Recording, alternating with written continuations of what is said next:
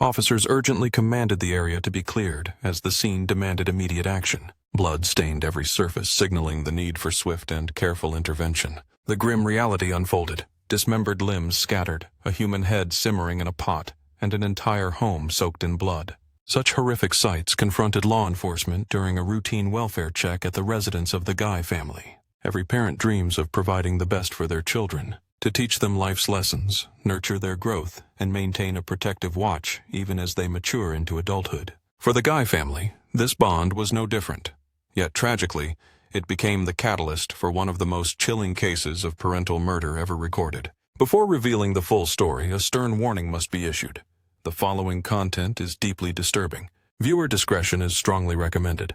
The graphic and harrowing details will undoubtedly shake even the strongest among us. To fully grasp the events, we must first examine the lives of the parents involved. If you picture them as harsh or abusive, prepare to reconsider. They were, in fact, the exact opposite. Starting with the father, Joel Guy Sr., known intimately by friends and family as Mike, a name we will use for clarity. Born on February 10, 1955, Mike built a career as a pipeline engineer. His expertise ensured a comfortable life, with a solid income supporting his growing family. Those who knew Mike described him as more than kind. He had a way of making people feel truly seen and cared for. Always ready to lend a hand or offer advice, even when it wasn't sought, Mike took immense pride in his work and his family. He ensured those around him shared in that pride, fostering a nurturing environment. To those close to him, Mike was not just a father or husband. He was a genuine caregiver, deeply invested in the well-being of his family. Mike was father to 3 daughters from a prior marriage. Though the reasons for their divorce remained unclear, one fact stood firm. The daughters bore no resentment. Their relationship with Mike remained strong, unshaken by his remarriage. His second wife, Lisa Guy, matched Mike's warmth and kindness. Like Mike, Lisa embraced everyone with genuine care and hospitality. Mike's daughters quickly accepted her, with no signs of conflict or bitterness. Lisa treated them as her own, showering each with love and affection. This deep bond was confirmed during court testimony by one of Mike's daughters, who detailed how Lisa had become a mother figure in her life. She even chose an engagement ring modeled after Lisa's own. Recalling the small, intimate details, the favorite shirt, the cherished cups, she painted a vivid portrait of Lisa's presence. This stepdaughter revealed that Lisa had been a constant in her life, tracing back to when she was just 3 years old. Their mother's struggles as a single parent contrasted with the comfort they found at Lisa's house. Lisa's kitchen was always stocked, and she welcomed Mike as if he belonged to a perfect family. Dinners were lovingly prepared, complete with meat, side dishes, and even candy on the shelves. The stepdaughter watched Lisa grow into the mother figure she had longed for, a symbol of a loving 2-parent home. She admired Lisa so deeply that her first engagement ring was an exact replica of Lisa's, inspired by the mother she aspired to be. She longed to emulate Lisa's gentle demeanor, recalling Lisa's posture, the delicate way she held her cup, and the distinctive arch of her foot. At times, she even carried a cup with a specific coaster underneath, a silent tribute to Lisa's influence. Her desire was clear, to be the mother Lisa was. This testimony dismantled any notion that Lisa was an abusive or neglectful mother. Her stepdaughter's words revealed a woman who poured love and care into every member of her family. Lisa worked in human resources at an engineering firm, known for her reliability and generosity. Even amid a busy schedule, she would stop to comfort strangers in distress, always placing others before herself. Her heart was vast, her compassion unyielding. From this perspective, both Mike and Lisa were seen as benevolent figures, the embodiment of a perfect couple, soulmates sharing a seemingly idyllic life. But everything shifted when they welcomed their only biological child together, Joel Guy Jr. This birth marked the beginning of an unforeseen and dark transformation. Unlike his warm-hearted parents, Joel Jr. was reportedly cold, distant, and detached from nearly everyone around him. Much of Joel Jr.'s life before 2016 remained shrouded in mystery. Even his half-sisters confessed they barely knew him. Whenever family gatherings occurred, Joel retreated to his room, avoiding contact and conversation. On the rare occasions he did speak, his tone was dismissive and rude, as though his relatives were beneath him. Gradually, most family members distanced themselves, choosing silence over engagement unless absolutely necessary. Joel's behavior stemmed from a swollen ego, convinced he was the smartest person in every room. Joel Guy Jr.'s confidence was deeply rooted in his school years, especially when his academic performance shone. In the final stretch of high school, he attended the prestigious Louisiana School for Math, Science, and the Arts, a magnet institution known for its elite and intimate class sizes. Gaining acceptance into the class of 2006 only fueled Joel's sense of superiority. After graduation, he enrolled at George Washington University for a brief semester before transferring to Louisiana State University, aiming to become a plastic surgeon. Yet Joel never completed this path. He never became a plastic surgeon, nor did he maintain any job. Until the age of 28, he lived entirely off the income of his mother, Lisa Guy. Lisa, working full-time in human resources at Oak Ridge Engineering, sent her paychecks directly to Joel. Joel's parents, Michael and Lisa, decided to support him fully, ensuring he could concentrate on his studies without financial worry. They covered tuition, housing, and all expenses, hoping for a swift graduation and career launch. But their generosity would soon backfire. Joel began to view this support not as charity, but as his unquestionable birthright. He believed his parents owed him this money, simply because they were his parents. Though he claimed dedication to his goals, Joel was far less invested in school than he let on. Living alone in Baton Rouge, he spent his days indulging in whatever pleased him, blind to the financial burden he imposed on his family. He neither understood nor cared about the sacrifices his parents made for him. But in 2016, the tide began to turn. Michael Guy lost his job and took a hard look at their finances. He realized that by ceasing support for Joel and selling their family home, he and Lisa could finally retire. They shared this plan with their daughters in the family group chat, filled with hope for a new chapter. Michael and Lisa revealed their intention to move in with Michael's parents and stop funding Joel. Yet they feared Joel's reaction to this news. At 28, Joel had never been financially independent, leaving his parents anxious about his response. Despite these worries, Thanksgiving that year promised a hopeful turning point for the Guy family. Thanksgiving was a sacred tradition, a time when everyone gathered at Michael and Lisa's home, including their daughters and extended families. That year, like any other, the atmosphere was joyful and warm. The adults congregated in the garage, sharing cigarettes and catching up, while children ran freely and the aroma of home-cooked food filled the air. At every family gathering, there is always one who withdraws, avoiding the crowd, and in the Guy family, that was always Joel. But this Thanksgiving was different, shockingly different. For the very first time, Joel actively engaged with his family. He surprised everyone by playing with his stepsister's children, kids his sisters doubted he even knew before. He brought them upstairs to his old room and gave them toys carefully preserved by his parents from his own childhood. Joel laughed, joked, and even posed for family photos, a rare sight that caught everyone off guard. His sudden warmth led his sisters to whisper speculations that he might finally be turning a new leaf. What made Joel's transformation even more baffling was its timing. Just weeks earlier, Lisa had informed him she gave 2 weeks' notice at work. She and Michael planned to retire, sell the family home, and cut off financial support to Joel. Though originally meant for Christmas, Lisa chose to tell Joel early, hoping to prepare him for independence.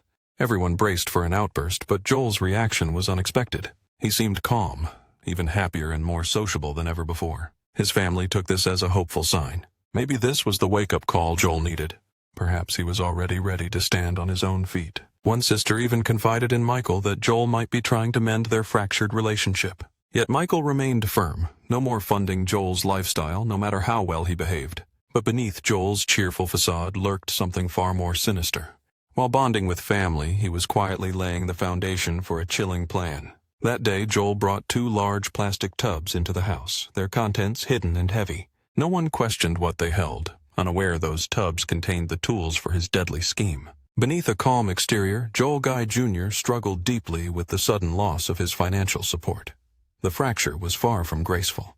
When Lisa Guy informed him that his allowance was being cut off, Joel did not perceive it as a step toward responsibility or independence. Instead, he saw it as a profound betrayal. Driven by desperation, Joel devised a chilling plan: to murder both of his parents, frame his father for his mother's death, and stage the entire scene as a murder-suicide. In his distorted worldview, Joel fancied himself a mastermind, capable of executing the flawless crime. His academic background, combined with countless hours absorbed in crime dramas like Law and Order, fed his dangerous overconfidence. Yet despite once excelling in school, Joel's arrogance blinded him to his glaring weaknesses. Abandoning his usual routine of returning to his apartment, Joel instead chose to remain inside his parents' home for a full 2 days. At first, Lisa Guy and Michael McCracken likely saw this unexpected presence as a welcome change in their daily lives. Perhaps Joel was feeling nostalgic about the family house, especially with its impending sale looming.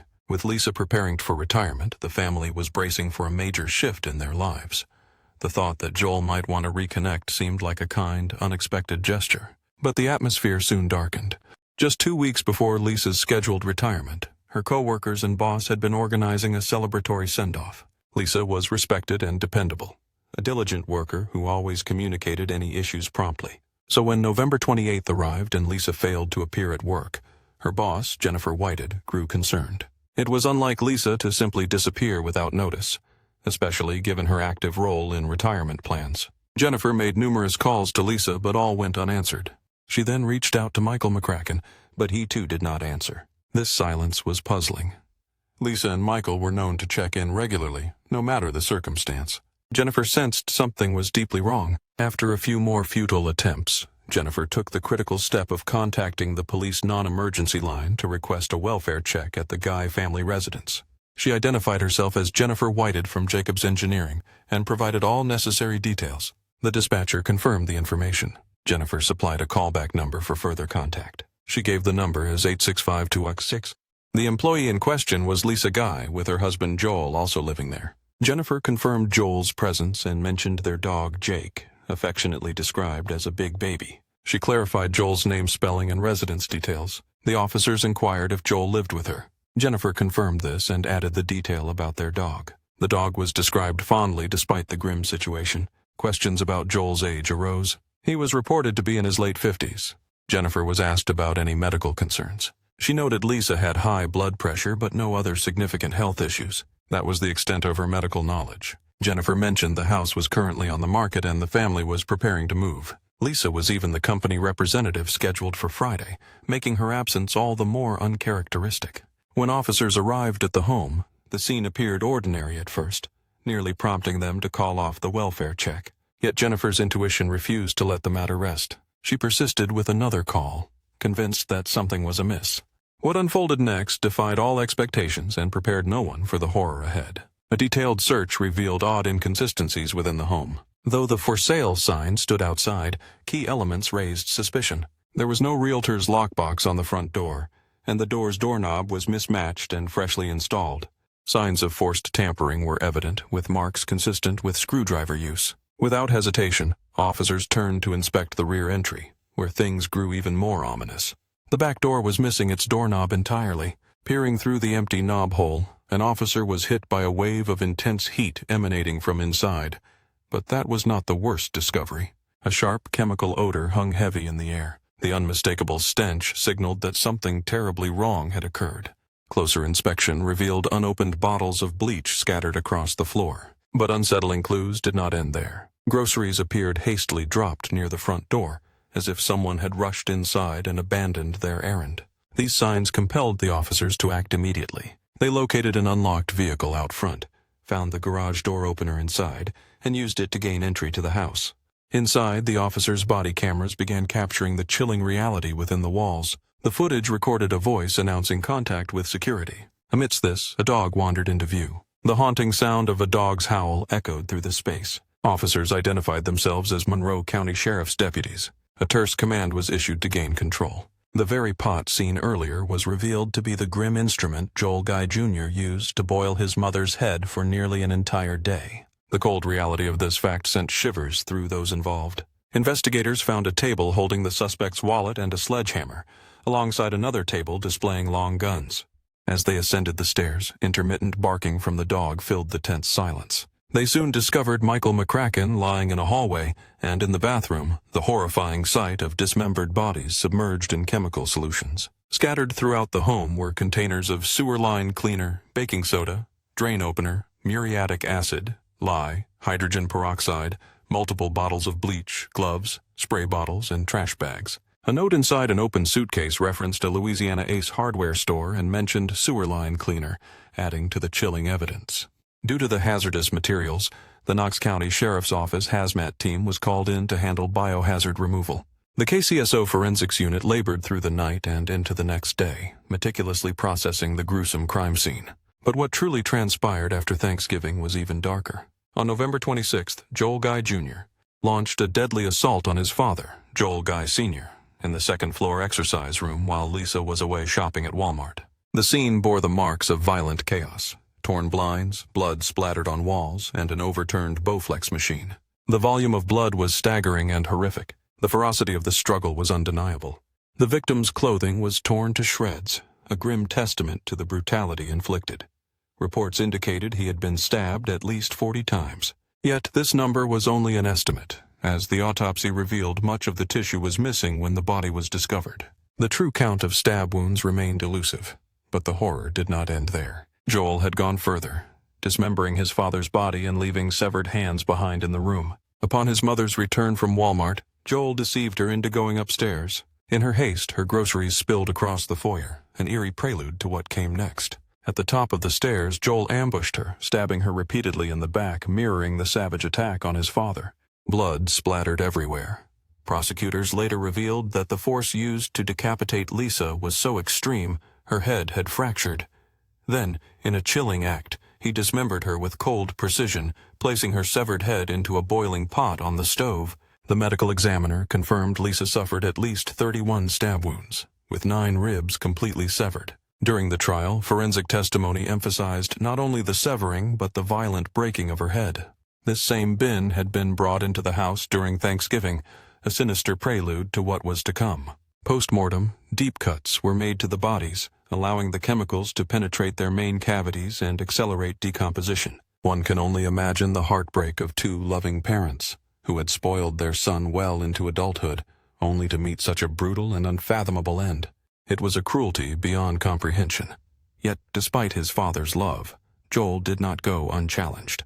Joel sustained multiple cuts on his hands, including a deep gash on his left thumb, a sign of the violent struggle. Around 3:30 p.m., he was spotted in Walmart's first aid aisle, purchasing bandages and ointments to treat these injuries. He also acquired isopropyl alcohol and hydrogen peroxide. Shortly after, Joel returned to his apartment, likely too fatigued to continue his grisly plan. After 2 intense days of committing these crimes, exhaustion seemed to finally overtake him. He must have felt drained, believing he had pushed himself harder than ever, and sought refuge in rest. Unbeknownst to him, police were simultaneously uncovering the horrific truth of his actions. Authorities began their investigation by questioning those closest to Michael and Lisa. When asked who had been at the house that weekend, all fingers pointed unmistakably to Joel. His sisters revealed that he faced imminent financial cutoff and exhibited bizarre, uncharacteristic behavior over Thanksgiving. The soiled clothing discovered at the crime scene matched descriptions provided by his sisters. Investigators also uncovered a backpack containing a notebook filled with Joel's chillingly detailed plan, sealing his guilt beyond doubt. All that remained was to formalize the arrest paperwork. The day after the bodies were found, Joel was apprehended as he returned to the scene. In his car trunk, police discovered a KitchenAid meat grinder, a grim indicator that his gruesome work was far from finished. What truly exposed Joel's intentions was the contents of his notebook. Every detail, from the barbaric killing methods, the dismemberment, to his strategy for body disposal and forensic erasure, was painstakingly outlined. He planned to grind the remains, obliterate DNA evidence with bleach, and fabricate lies. A fire was even part of his sinister design to cover his tracks. He went so far as to fake an alibi by scheduling a text from his mother's phone, aiming to erase any digital footprints that could link him to the crime. His notes read, "Obtain carving knives to cut the bodies into small pieces. Acquire a sledgehammer for crushing bones. Bring a blender and food grinder to pulverize flesh. Keep moving forward. Purchase bleach to denature proteins. Secure a plastic bin for the chemical denaturation process. Continue without hesitation. It does not matter where the killings occur. Eliminate bloodstains to prevent any evidence revealing time of death. Avoid the mattress or couches. Dispose of the bodies inside the house, as his DNA was already present there." Joel's motive, driven by greed, was unmistakably recorded in the same notebook. He calculated his parents' life insurance, assets, and shared properties with the intent to inherit everything. His obsession with wealth shone through as he detailed plans to claim the full value of his mother's assets, including life insurance policies, family homes, and other financial resources. In the weeks leading up to the murders, Joel continued purchasing supplies, knives, acid, plastic bins, concealing the notebook alongside his school books in his backpack. He paid in cash, convinced this made him discreet. Yet it was his arrogance and entitlement that ultimately sealed his fate. Believing his thorough preparations ensured success, he overlooked the simplest truths of human nature. Spoiled and detached from reality, Joel grew complacent, even pausing his gruesome task to rest. He had no grasp of the consequences, naively thinking he could escape justice. What he failed to anticipate was the depth of his parents' kindness, and how quickly their absence would raise alarms. Despite overwhelming evidence, Joel Guy Jr. pleaded not guilty, dragging his family through a harrowing 4-day trial. He knew the verdict was certain. Everyone saw his guilt, yet he did not seek acquittal. Instead, he chose to make his family suffer, refusing to confess to the heinous crimes he committed. Joel Guy Jr. held an iron grip over his family, forcing them to endure every grim detail of his horrific crime. It was as if this was his final act of vengeance, making them relive the cold, calculated cruelty he had inflicted. Even Joel's defense attorney found it nearly impossible to mount a strong defense. Their only argument was that Joel was a kind man, incapable of such a brutal act. Michelle Tyler, a defense witness, testified that she had never seen Joel look friendlier or happier. He appeared outgoing, warm, and genuinely cheerful. This was not the demeanor of a man on the brink of committing homicide. Yet, despite this portrayal, the jury remained unmoved by such feeble claims. On October 2, 2020, the verdict was delivered.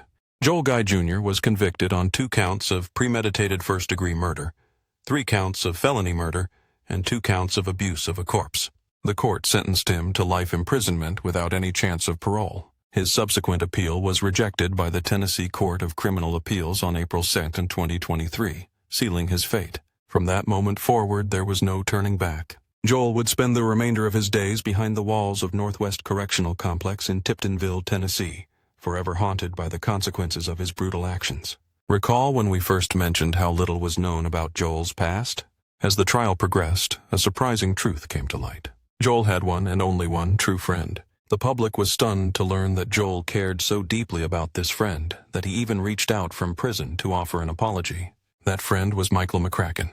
In their rare communications, Joel acknowledged his mistakes. Michael recalled that eventually, everyone meets someone important in their life. Joel urged Michael to claim things he himself could no longer face, signaling a deep personal reckoning.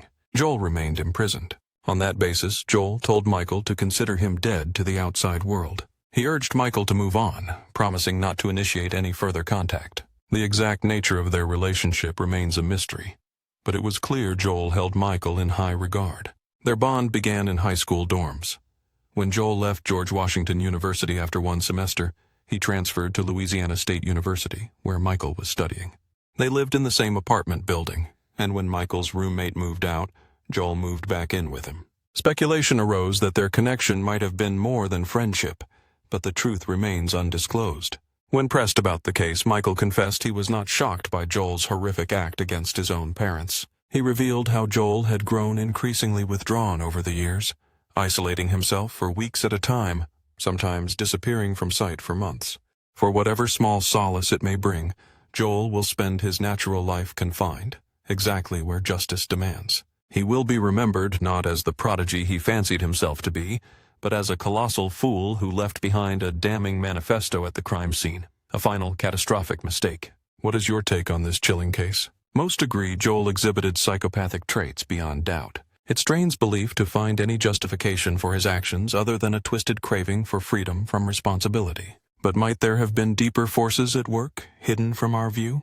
Could something more profound have driven his deadly choice? We invite you to share your thoughts in the comments below. If you appreciate how we uncover these stories and want to see more cases brought to light, please like and subscribe for detailed true crime analysis. Thank you for watching,